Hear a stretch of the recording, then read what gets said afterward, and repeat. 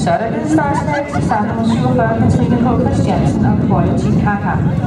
Vi skal have nummer 48, Emilie Trier med på banen, og nummer 49, Katja S. Nielsen.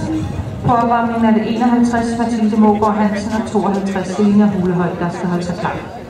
Martin Harpen og Diamant slutter fra en brillante fase til 133,96.